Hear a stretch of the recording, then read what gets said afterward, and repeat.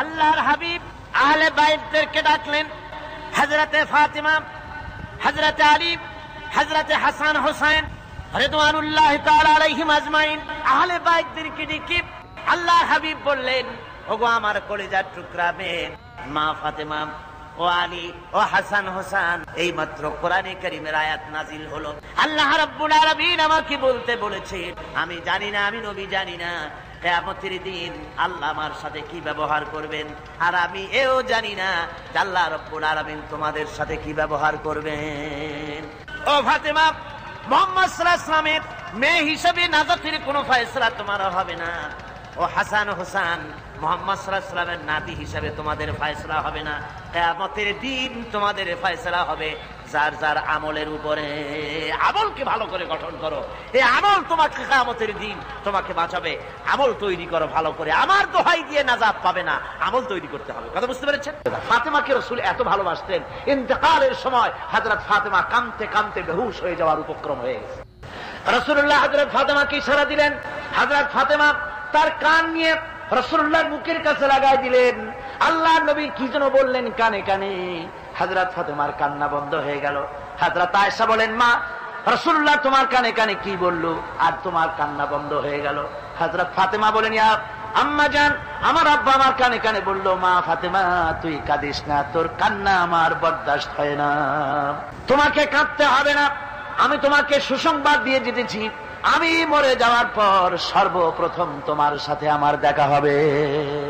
রাসূলুল্লাহর এই ভবিষ্যৎবাণী হযরত ফাতেমা বুঝতে পেরেছেন যে হুজুরের ইন্তেকালের পরে আমার বেশি দেরি হবে না, আমিও তাড়াতাড়ি হুজুরের সাথে শামিল হতে পারবো। হুজুরের ইন্তেকালের 6 মাস পরেই হযরত ফাতেমা রাদিয়াল্লাহু তাআলা আনহা ইন্তেকাল করেছিলেন। হযরত ফাতেমা রাদিয়াল্লাহু তাআলা আনহা ইন্তেকালের আগে, মরজে মওত যখন হলো, ইন্তেকালের আগে তিনি হযরত আলীকে তার স্বামীকে ডেকে বলেন, প্রাণের স্বামী, আমার মওত যখন হয়ে যাবে বেশি লোককে খবর দিবেন না, অল্প লোকদেরকে জানাই আমার জানাজার ব্যবস্থা তাড়াতাড়ি করে মাদফুন করে আমাকে দিবেন। গভীর রাত্রে হযরত ফাতেমা রাদিয়াল্লাহু তাআলা আনহা ইন্তেকাল করলেন। কিছু সংখ্যক সাহাবীদের কাছে খবর দিয়া অল্প সময়ের ভিতরে জানাজার ব্যবস্থা করা হলো। হযরত আবু যর গিফারী রাদিয়াল্লাহু তাআলা আনহু কবরের ভিতরে নেমে গেলেন। কবরের ভিতরে নেমে গিয়া হযরত আবু যর বলেন, রে কবর, তোর ভিতরে আজকে কাকে রাখবো, তুই কি তা জানিস নাকি? কোনো জবাব আসে না। হযরত আবু যর বলেন, কবর রে, তোর ভিতরে আজকে যাকে রাখবো তিনি হতেছেন হযরত ইমাম হাসান হোসেনের মা, বেহেশতের সমস্ত জওয়ানদের সরদার হবেন যারা, সেই দুইজনের মা তোর ভিতরে রাখবো, খবরদার বেয়াদবি করবি না। কোনো জবাব না পেয়ে হযরত আবু যর বলেন, ওগো কবরের মাটি, তোর ভিতরে কাকে রাখবো কি জানিস? আসাদুল্লাহিল গালিব, দুনিয়ার সমস্ত কাফেরদের বিরুদ্ধে আল্লাহ রাব্বুল আলামিন যাকে বাঘ বানিয়ে পাঠালেন, সেই হযরতে আলী, তার স্ত্রী রেখে যাব, খবরদার বেয়াদবি করবি না। কোনো জবাব আসে না। হযরত আবু যর বলেন, কবরের মাটি, তোর ভিতরে যাকে রাখবো তিনি হলেন খাতুনে জান্নাত, বেহেশতের সমস্ত মহিলাদের সরদারিনী হবেন যে ফাতেমা, তারে রেখে যাব, তোর ভিতরে খবরদার কোনো বেয়াদবি করবি না। আবার হযরত আবু যর বলেন, কবরের মাটি, তোর ভিতরে কারে রাখবো কি জানিস? তোর ভিতরে আজকে যাকে রেখে যেতেছি তিনি হলেন আখেরি জামানার পয়গম্বর, বিশ্বনবী জনাবে মুহাম্মদ রাসূলুল্লাহ সাল্লাল্লাহু আলাইহি ওয়াসাল্লামের কলিজার টুকরা মা ফাতেমাকে তোর ভিতরে রাখবো, খবরদার কবরের মাটি বেয়াদবি করবি না। কিতাবে এসেছে হযরত আবু যর গিফারী শুনতে পেলেন, আওয়াজ এলো, কে যেন বলতেছে, রে আবু যর, আমি ফাতেমা কি চিনি না, হাসান হোসেনের মা কি চিনি না, আলীর স্ত্রী চিনি না, রাসূলের মেয়ে মা ফাতেমা কি চিনি না। আমল যদি ভালো হয় আমার ভিতরে, আমল ভালো নিয়ে যে আসবে শান্তিতে থাকবে, আর আমল যদি খারাপ হয় আমার ভিতরে, তার অবস্থা চূড়ান্ত হয়ে যাবে। আমলের উপরে ভিত্তি করে কিয়ামতের দিন নাজাত হবে। আমল যদি খারাপ হয়ে যায় কিয়ামতের দিন কেউ তাকে বাঁচাতে পারবে না। এই জন্য কিয়ামতের ময়দানে, হাসরের দিনে আল্লাহর হাবিব জনাবে মুহাম্মদ রাসূলুল্লাহ সাল্লাল্লাহু আলাইহি ওয়াসাল্লাম সিজদায় পড়ে কাঁদতে থাকবেন।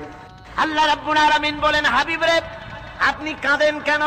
আজকে তো আপনার কাঁদার দিন না, আমি আপনাকে মাকামে মাহমুদ দান করেছি, আমি আপনাকে কাউসার দান করেছি, আপনার আজকে সম্মানের দিন, মর্যাদার দিন, কাঁদেন কেন?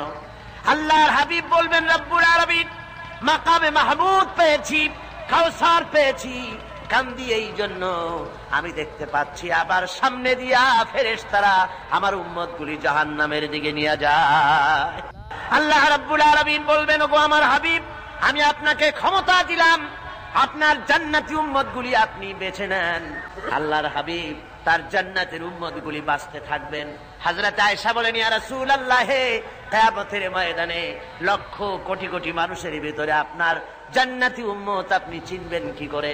হুজুর বলেন আয়েশা, কোন একটি ঘোড়ার কপাল যদি থাকে সাদা, এই সাদা কপালওয়ালা ঘোড়াটা যদি অসংখ্য ঘোড়ার ভিতরে যদি হারিয়ে যায়, তাহলে সাদা কপালওয়ালা ঘোড়ার মালিক তার ঘোড়াকে পাবে কিনা বলো? হযরত আয়েশা বলেন হুজুর অনায়াসে পাবে। আল্লাহ রাব্বুল আলামিনের হাবিব বলেন আয়েশা রে, কিয়ামতের ময়দানে আমার যেই উম্মতেরা নামাজি ছিল, দিনদার ছিল, পরেজগার ছিল, দুনিয়ার বুকে ঈমান নিয়ে যারা চলাফেরা করেছে, আমার দিন কায়েমের আল্লাহর দ্বীনের জন্য যারা কাজ করেছে, ওদের চেহারা নূর চমকাতে থাকবে, ঈমানের নূর কিয়ামতের দিন চমকাতে থাকবে। সেই ঈমানের নূর দেখে দেখে আমি আমার জান্নাতি উম্মতগুলি আমি বেছে নেব।